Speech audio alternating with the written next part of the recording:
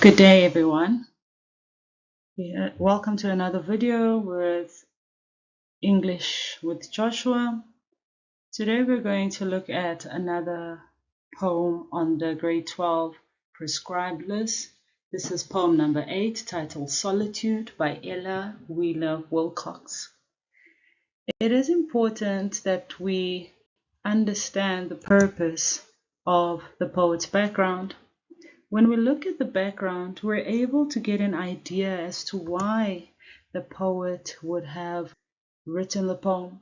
It also helps us to understand the deeper meanings that come across in significant themes and messages of each literary work. So it's important as a grade 12 learner to focus on what the background of the poet is in order for you to be able to analyze the poem at its full capacity. As we look at the background, we look at the poet Ella Wheeler Wilcox.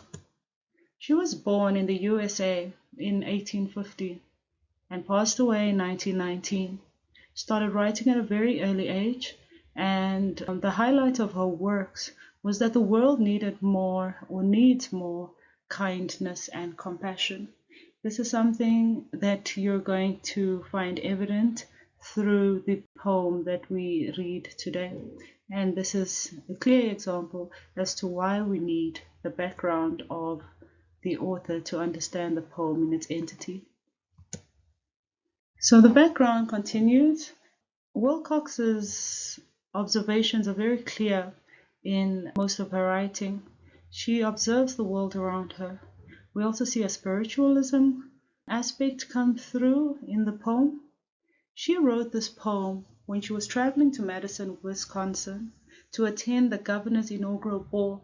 So on her way there, she was sitting opposite a young widow who was dressed in black, obviously depressed and crying in this moment. So the poet sat there, tried to comfort her the best way she could. When she arrived at the ball, she was quite depressed and found it very difficult to enjoy the party. Then she looked at herself in the mirror and she remembered the woman crying and decided to write this poem where she thinks about the world's response to sadness. Again, we can see that with this contextual background, we will be better suited to understand the theme that runs through the poem. Let's look at the summary. The speaker addresses the reader directly. Sure, you know already that we are the reader. You will see us as readers being addressed through the pronoun you. She states certain universal truths, and the one that comes through here mainly is that when you are going through good times and celebration, then people find it very easy to be around you.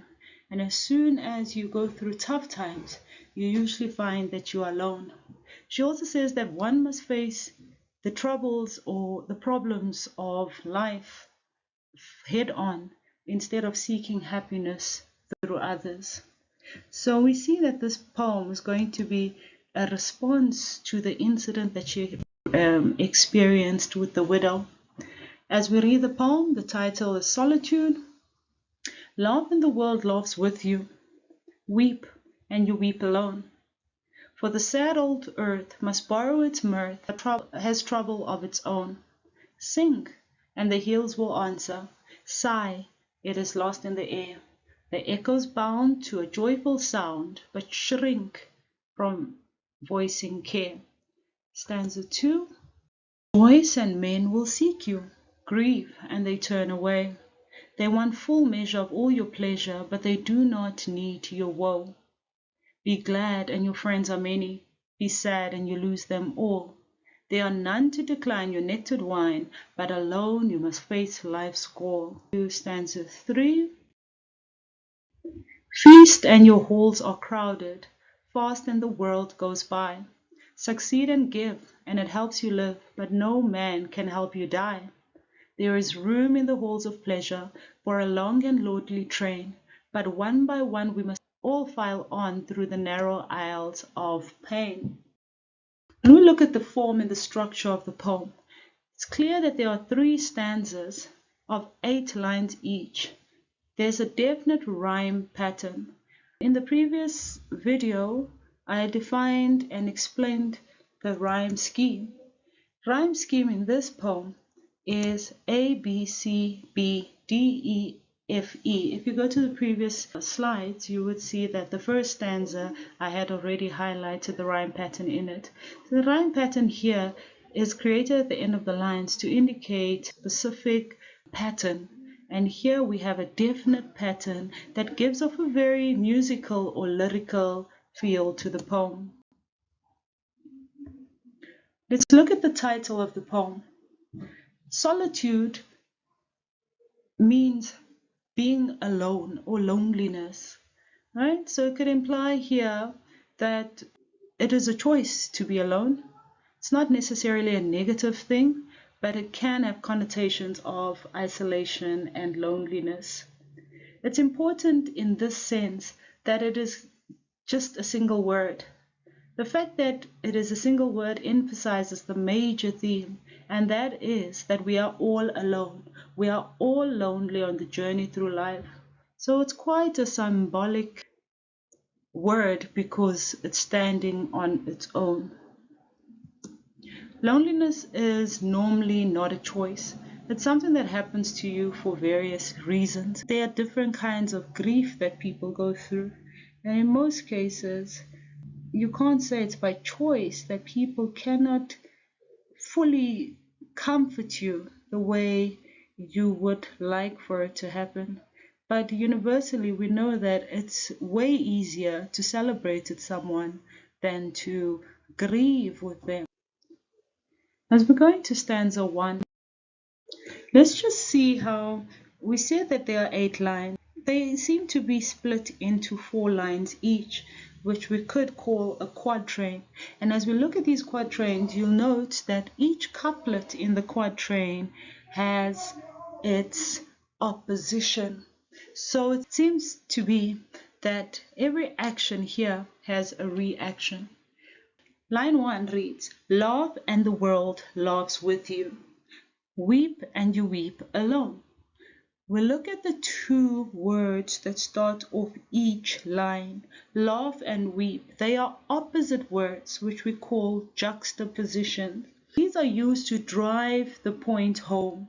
For example, other words that are juxtapositions, sing and sigh, you'll see in the poem as we go, rejoice and grieve, feast and fast. These are all antitheses. They are contradictory ideas that are used to drive the point home by the poet.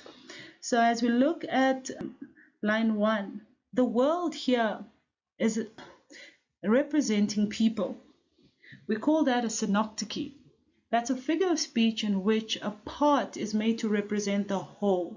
For example, world is representing just people. If we look at another example, on the presentation, England lost by 6 wickets. We know that they're actually speaking about the English team and not England as a whole. Right? It says, laugh and the world laughs with you. Weep and you weep alone. These 2 lines indicate to us again the theme that people will be there through your joys and your happiness, but they usually shy away from any kind of negativity. So if you're weeping, you're bound to be alone. Line 3 reads, for the saddle earth must borrow its mirth, but has trouble enough of its own. Sad and old are used to describe the earth. This signifies that the earth is sad by default. Misery is something that we constantly endure as a people. And misery here is something that we'd rather avoid because we all have it of our own. So we must borrow its mirth. We tend to go around looking for joy because we are short of it. Because misery is constant, but joy seems to be short-lived in this world. Line 4 reads, but has trouble of its own. The poet argues here that the earth has enough trouble of its own. That's why it's busy borrowing happiness from somewhere else. So this implies that sadness is a natural state of the earth or the world. Please notice that there is internal rhyme as well in the poem here. For example, earth and mirth, as well as bound and sound. So as much as we have a definite rhyme scheme at the end of each line, we also have internal rhyme taking place. We see a lot of personifications here, like the world laughing, the earth borrowing. So this personifications that are running across the poem, as well as the imagery, emphasizes the theme of loneliness, and it also emphasizes how abundance is there when there is joy.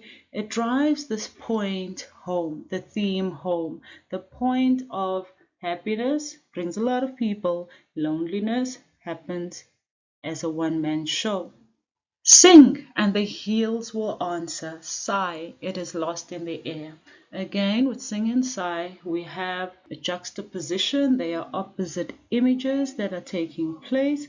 So we see in line 5 that the hills will answer. This is figurative language, mentioning that when you're happy, you sing. So the world will appreciate it and obviously respond to it. However, in line 6, sigh, which is a negative sound that is made, will be lost in the air. It will be lost in the air because I guess the world is craving positivity and has too much of its own to be listening to other people's sighs. The echoes bound to a joyful sound but shrink from voicing care. Echoes here, as well as the word bound, are a reaction. An echo, we know that it's a sound that you get back once you've made a sound, just like bound is the same. We also need to look at those two as internal rhyme that is taking place in the poem. So these lines are basically saying that if you're happy, the echoes will also be joyful. However, if you are sad, they will shrink. Shrink means retract back. So if you are being negative, right, you'll get no response. There'll be no voiced care to you. So the summary of stanza 1 concludes with the two emotions being translated into sounds. The sound of singing will be bound like a joyful echo, while the sigh will be ignored. Wilcox implies that people share joy happily, but suffering is not shared. So we move to stanza 2. Rejoice, and men will seek you. Grieve, and they will turn and go. Again, we have juxtaposition with rejoice and grieve. They are two opposite images that are displayed. Men will seek you, but if you grieve, they will turn and go. So we see here that people will want to be in your company. They will seek you out if you're rejoicing, if you're making a happy sound. As it was mentioned in the previous stanza, that the world already has much trouble of its own, so we see why it will turn away. They want full measure of all your pleasure, but they do not need your woe. They want to enjoy you when you are enjoying, but we see in line 8 that they do not want your suffering and your difficulties. It's important to note here that the exclusive pronoun is used here, they, referring to all the other people in your life. So I just want to point out to you that stanza 1 made reference to the world. So that is like people at large. Stanza 2 now is making reference to men by using the pronoun they. So they're excluding the speaker and the reader, which is you and I, from this process. This basically emphasizes that the people in the world don't want anything to do with your suffering. So the poet brings that through by using such pronouns. Be glad and your friends are many. Be sad and you lose them all. You see here that there's very simple language used, But we know that everything that is said here is very, very true. We see that the speaker gives us some advice that if you want to have friends, you need to be glad or be a happy person. And if you're not, then you're going to lose them all. The repetition at the start of the lines, the be and the be, emphasizes how we treat one another in the world. Therefore, the good times are not for the bad. Joy and celebrations but shrink away in difficulties. People are not able to assist you in your grief. You're going to lose them in the process. So with this anaphora that we see, the be and the be, notice that all the poet is trying to do is advise us and give emphasis on the fact that you are happy, you're going to have friends. You are sad, oh, you're going to lose them all. So we see the second pronoun come through as well with you and your.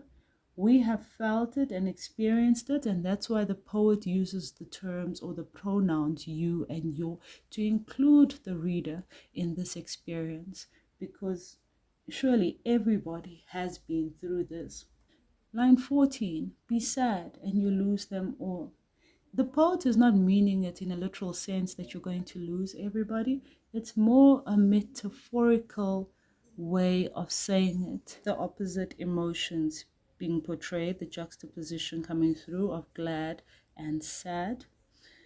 Also, here we get simple language, but we learn that it is very true. We've all experienced this, that if you are in a happy place, you are going to have a lot of friends around you or many people around you. However, if you are in a sad or depressive state, then you're going to lose them all. We see that there's very simple language used. Be glad and your friends are many. And sad, be sad and you lose them all. This is a universal truth that we all should know. As we look at line 15 and 16, there are none to decline your nectared wine, but alone you must drink life's gall. Line 15 and 16 are not used in a literal sense, but more metaphoric language. We know here that nectared wine is sweet, but the metaphorical language is then nectared wine is being compared to happiness, right? Nobody will decline your happiness, but you are going to be alone in life's gall. Life's bitterness is being compared to resentment, difficulties. If you're going through your difficulties, then nobody's going to be around. So this is just metaphorical language indicating how deep and complex the meaning of these words and the theme of this poem actually is. As we move to stanza 3, I just want to go through stanza 2 summary. It says in the last two lines of the stanza, happiness is compared to nectared wine and sadness is compared to life's gall. These are our metaphors. The poet uses this extended metaphor to explain how everyone wants to share as much of a person's happiness as possible, full measure, in its complete state, right? But they are forced to experience their sadness alone. Stanza 3, the final stanza. This one here now takes the transition from using the pronouns of you and your. We're now moving into man. Stanza 1 was about the world. Stanza 2 was about people other than you. And now stanza 3 includes you as the reader. It speaks of the solitary man. So as we progress here from the joys with others to being alone when life is difficult, we navigate and approach death. And when you're approaching death, you are on your own. Line 17 reads, feast and your halls are crowded, fast and the world goes by. This juxtaposition between feast and fast is very profound, because we know that when you are feasting, it's not just one meal, but it's like an abundance of food. It's crowded. It's people are there to celebrate. The halls are crowded. It emphasizes that everyone will join in on the celebration. So I hope you get the imagery as well of a feast, and it's just people everywhere.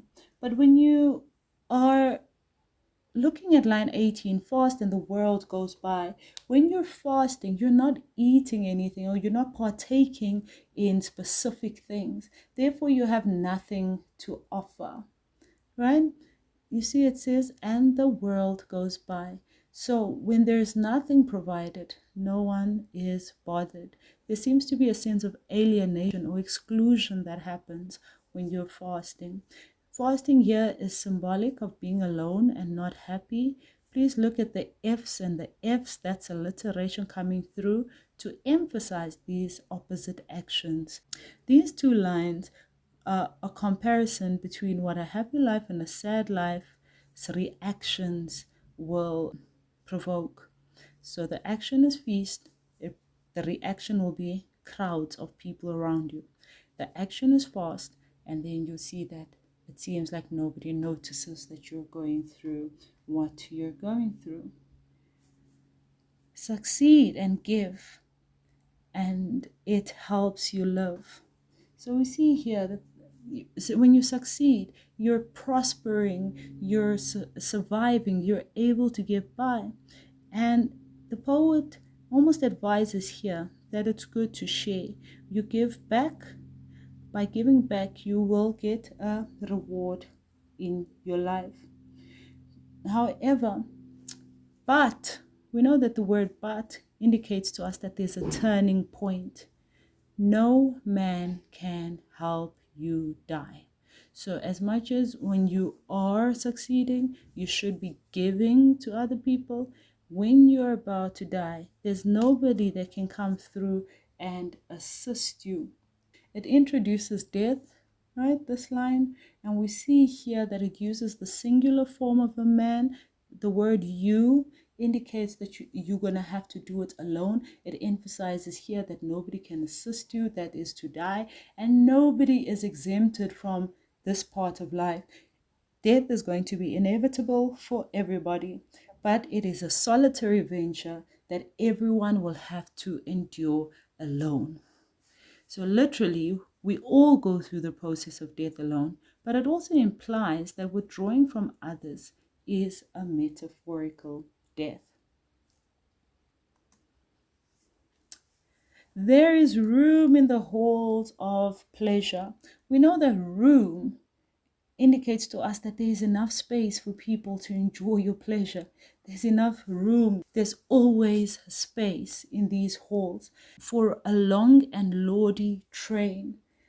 You see the alliteration in long and lordy. This emphasizes the magnificence and the grandeur of the train. The train here is not a literal one, but actually a metaphorical train. It is a train of people who are available to experience this joy that you are experiencing and are able to celebrate with you. So a procession of people who will follow you to any kind of celebration. We should know that the word lordly also gives off the term of royalty, right? You will be attracting so many followers and friends when you are in a state of pleasure. But one by one, we must all file on through the narrow aisle of pain. The word but shows a shift yet again here. It emphasizes the juxtaposition that's taking place. As we can see, line 22 and 21 go together, and line 23 and 24 are giving us this shift to close off the poem. It emphasizes this juxtaposition. The word one by one is significant to the theme because we are speaking on the theme of solitude and being alone. So the word one by one helps us see the narrowness of this journey on our own. It says, file on. if you're filing on one by one, we must file on.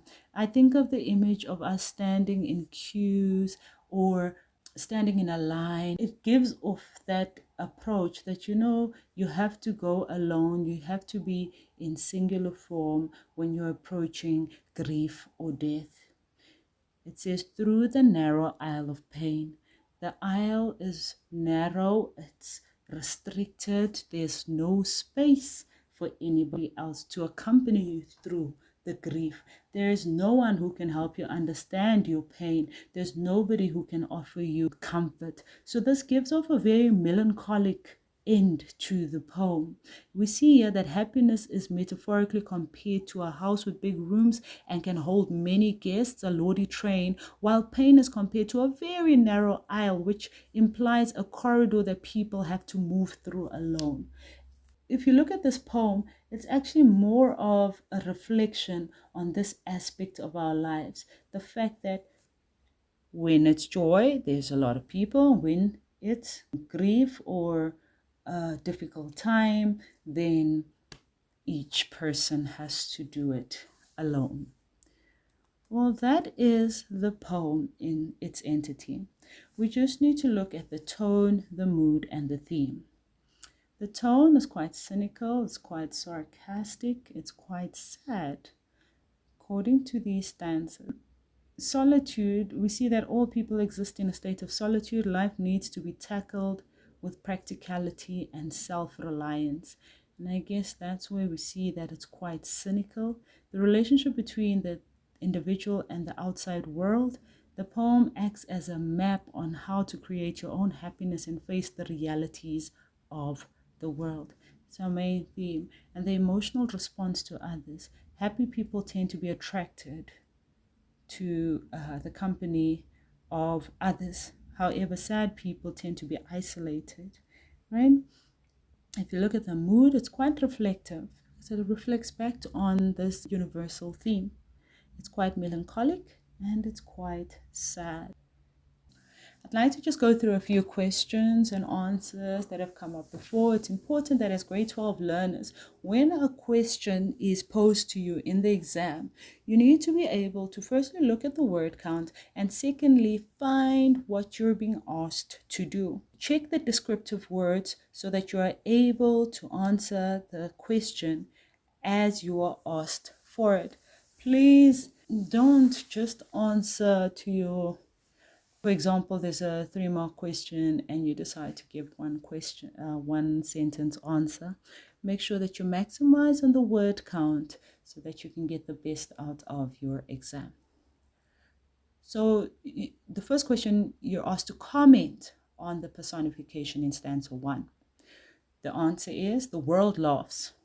When you are happy, the world around you is happy. The earth also borrows its mirth. These words indicate that personification is happening because we know that the world cannot and the earth cannot do such things. It cannot have joy and it cannot laugh, right?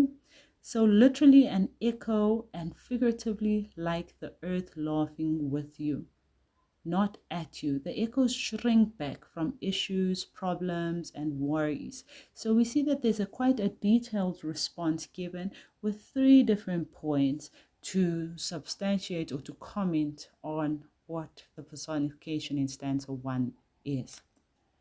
Look at the second question. Describe the reaction of the echoes to the prompts given. You need to describe it. In reaction to the joyful sound, echoes will repeat the sound. However, there will be no reaction if the sound is not happy. Make sure that you give the amount of points necessary for the amount of marks. Question 3. What does shrink mean as used in line 8? Shrink means to pull back. The world will not share problems, so instead they retract from them. Suggest a possible example of life's goal, what kind of bitterness or what kind of suffering could someone go through? Sadness, poverty, loneliness, all the kind of things that would make a person bitter. Next question. Why does the speaker suggest that pain is traveled through narrow aisles? 2-mark question. You want to make sure that you have 2 points. Narrow aisles are confined.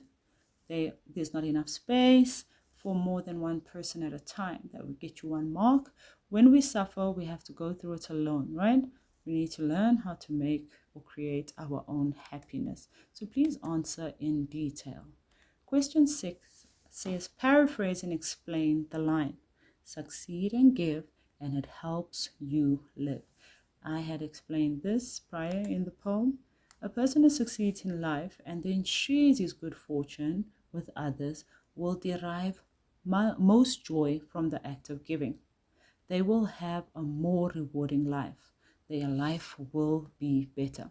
So you see that with every word, a mark allocation, we're giving the same amount of sentences just to make sure that one is able to maximize on the marks. But you should have known what the word paraphrase meant, and you should have known what explain means. Another, please. Discuss the effectiveness of the title of the poem in relation to its contents for 3 marks as well. The answer that would have best suited is, although solitude can mean loneliness, it's not always a bad thing. However, as made clear in this poem, people will only be with you if you're happy. We are alone in our sorrows and misfortunes. We also die alone. It's a solitary experience. An appropriate title, we would say it is, because the contents indicate the same thing, that solitude is a choice. Unhappiness, loneliness is not a choice. Question 8. Is the speaker in this overly cynical? Discuss your opinion. We would say that they are cynical, as we saw that is one of our tones that come across. Not all people are as mean as the poet, I guess, expressed them to be, or uncaring. We should have seen when he said, if you are sad, that all people will move away from you, you experience it alone. It's not always the case. I think it was a bit exaggerated in the poem, because we have people to turn to when times are pretty difficult. People are there to support us. So we could say it's a little bit overly cynical. Question 9. Would loneliness have been a better title for the poem? Discuss your answer and make reference to the connotations or denotations of both words solitude and loneliness in your own answer. In the beginning of this presentation, I did ask you whether you would think that loneliness would make a better title. In an attempt to respond, maybe loneliness would have been a better choice, because loneliness is not a choice. Just like the person would choose to be left alone in their worst times, solitude is a chosen state, right? People choose to be in a solitude state. However, if you are lonely, you don't choose it. And the way the poem expresses solitude, it is made to be as though if things are really bad, then nobody's going to be around you, as if it is not a choice to have people around. When in actual fact, to be in solitude is something that you choose to do on your own. Loneliness is the thing that is actually not a choice. As we discussed in the previous answer, we said that not all people are as mean. The world is not as mean as this to say that if you're going through grief, that nobody else will be around to support you. We don't all experience that kind of loneliness. The following slide shows that Solitude was one of the chosen poems in the preliminary 2023 examination that was written.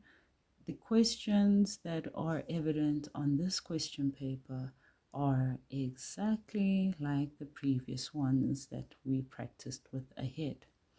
Here's the memo as well to go through should you need to.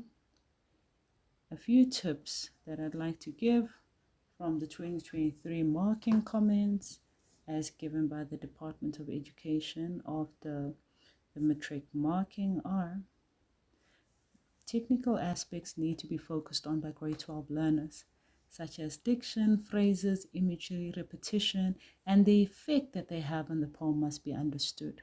So make sure that you know all these technical aspects. You can find them in my previous video titled Introduction to Poetry. All parts of the question must be answered. Just like I went through the previous questions and answers in the previous slides, I indicated to you that the way the question is asked is the way that you need to respond to it.